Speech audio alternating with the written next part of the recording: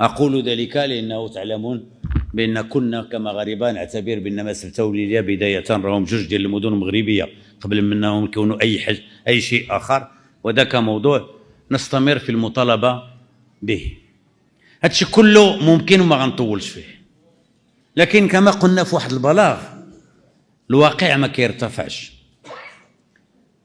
إلا ما كانش مشكل مطروح في بلادنا، إلا ما كانوش واحد العدد ديال الشبان ما عندهم لا شغل ولا دراسة ولا تكوين، وأنهم ما عندهمش الدخل، وأنهم ما عايشينش في أوضاع اللي كتجعلهم يعتزوا بالانتماء ديالهم لهذا الوطن،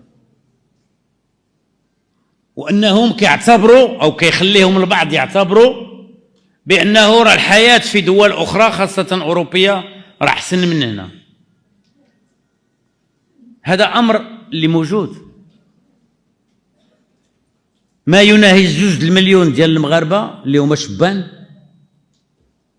بين 18 و 24 عام، هادو أرقام رسمية كيتسماو شبان.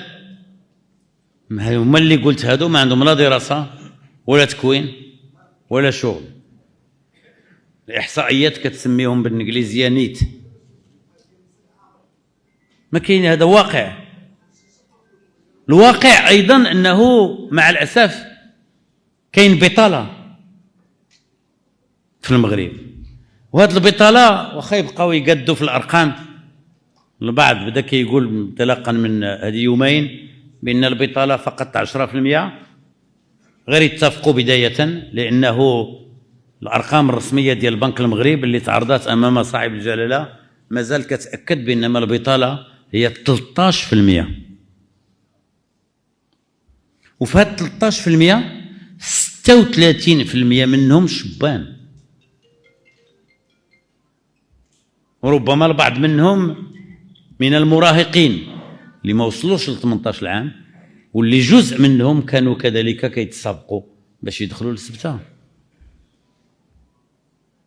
إذن هذا واقع اللي موجود، وخص تكون عندنا الشجاعة والجرأة أن نقول المغرب خدم، المغرب تقدم، المغرب دار إنجازات كبيرة ومكتسبات على مستويات مختلفة، وشيد في بعض المناطق على الأقل في الممرات الكبيرة.